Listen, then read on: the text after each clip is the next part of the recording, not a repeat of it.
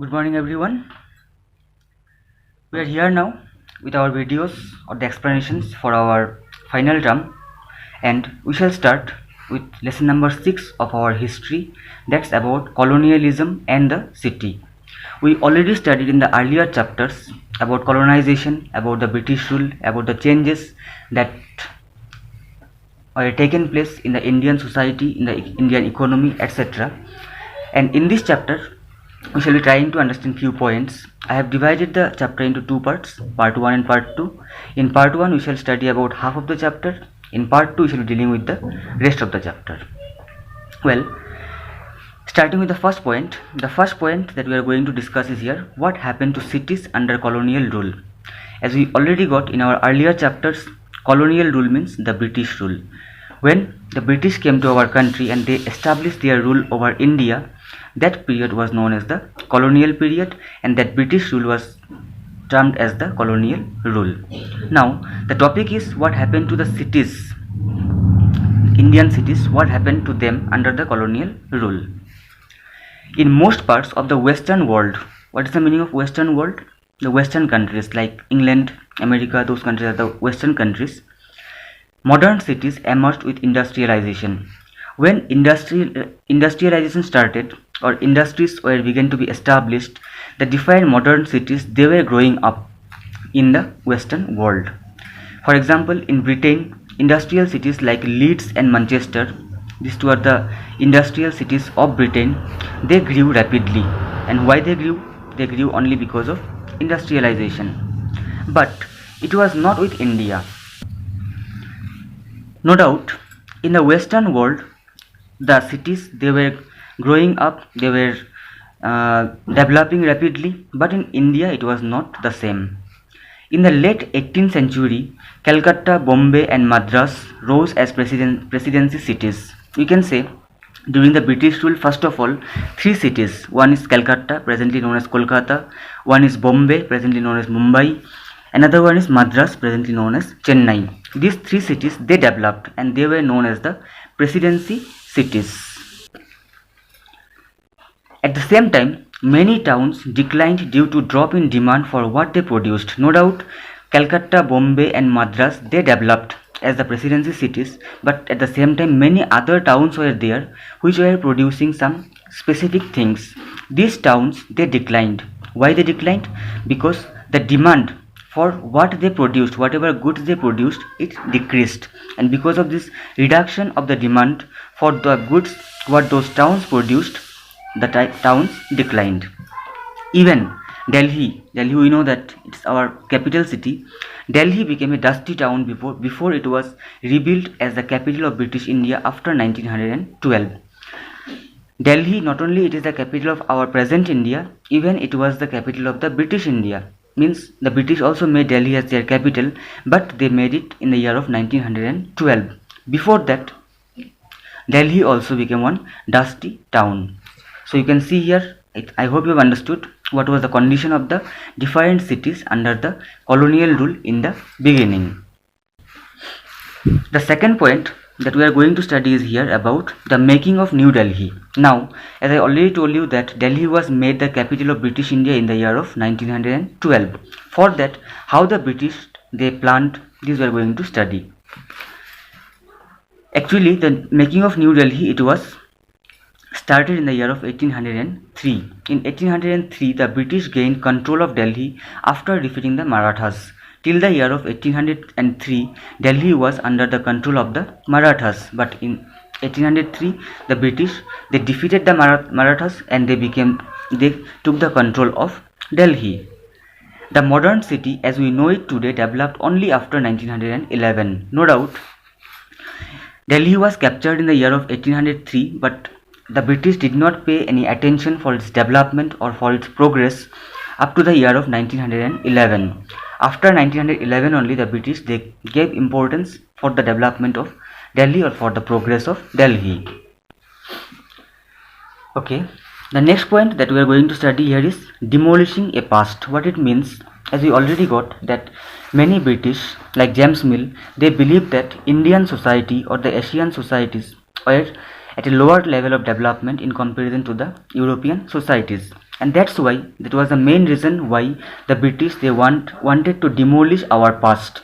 Demolish our past means they wanted to destroy our past, and they wanted to establish one new society or new culture.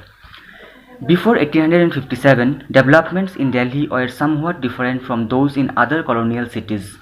We already studied about the revolt of 1857, which was fought under the leadership of Bahadur Shah Jafar. And before the year of 1857, developments in Delhi were somewhat different from those in the other colonial cities. Means other colonial cities were much developed, but Delhi was less developed. We already studied about the presidency cities. The establishment of the Delhi College in 1792 led to a great intellectual flowering in the sciences as well as humanities.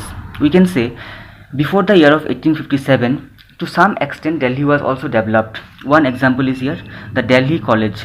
The Delhi College, it was established in the year of 1792, and this Delhi College, it imparted education in the different branches of science as well as humanities. The British wanted Delhi to forget its Mughal past. When the British took the control of Delhi in the year of 1857, that is after the revolt of 1857, the British, they wanted Delhi to forget its Mughal past. Means the British wanted the people of Delhi to forget about the Mughals, and they wanted the people of Delhi to accept the British as their master. What the British generally did, see, 1/3 of the city was demolished and its canals were filled up. 1/3 of the area of the city was demolished, or it was destroyed. The mosques were destroyed, the temples were destroyed, and even the canals were filled up. Means the British, they wanted to design Delhi in a new way. In the 1870s, the western walls of Shahjahanabad, it was the capital of Shahjahan. Shahjahan, he made the Shahjahanabad. It was one beautiful capital city, you can say. Its western walls also were broken by the British. And why they broke it? They broke it to establish the railway. We know that railway, it was brought to India by the British, and to establish the railway, the walls or the western walls of Shahjahanabad was broken by the British, and to allow the city to expand beyond the walls. Actually, Shahjahanabad, it was surrounded by the walls. The British, they wanted Delhi to expand beyond the walls, and that's why they broke the walls of Shahjahanabad. So these things were done by the British to demolish our past. Well, the last point for today is planning a new capital.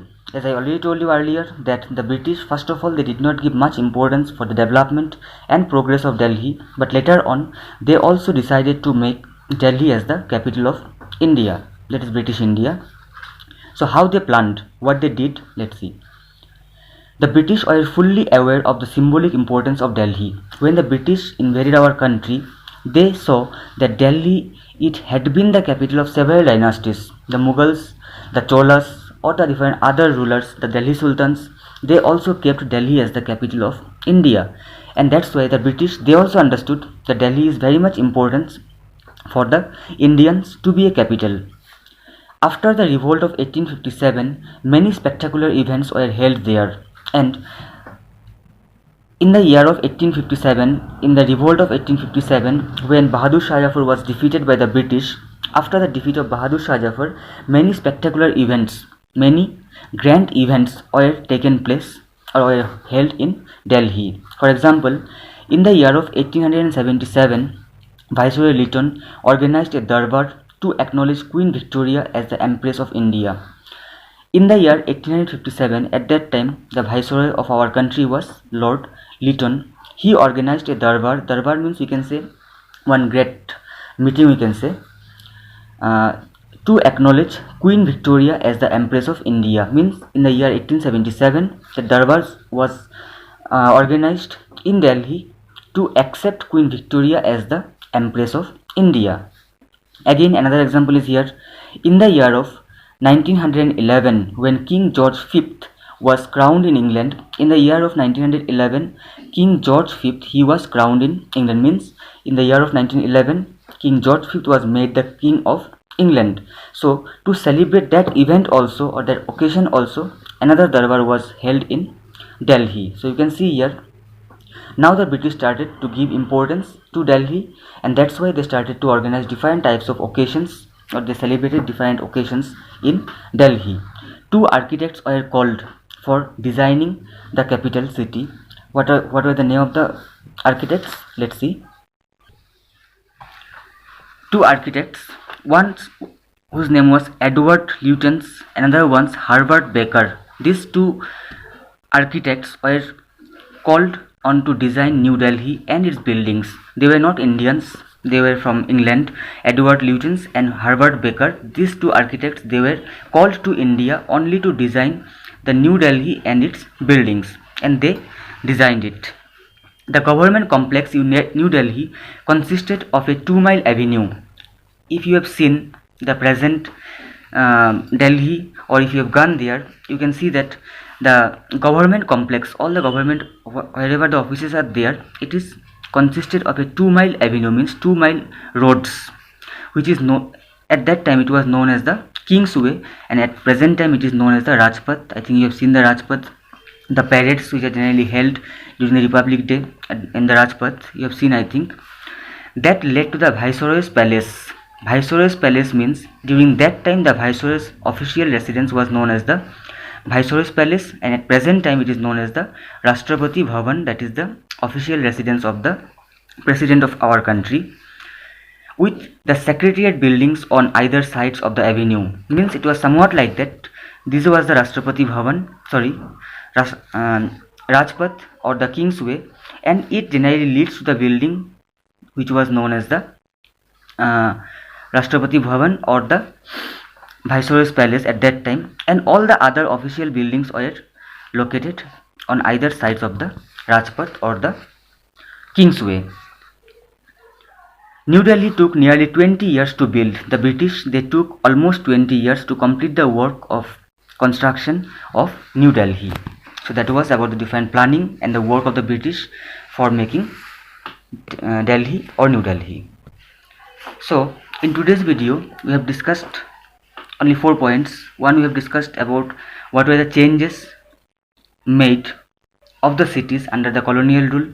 We have also discussed what the British did for making New Delhi, about demolishing a past, and the most important point that we have discussed about planning a new capital. It is how the British, they planned to reconstruct Delhi or New Delhi. Now you need to go through the video, you need to read the lesson. If any type of doubt is there, please get it cleared from me. Rest of the chapter we shall be discussing in our next video. Thank you very much.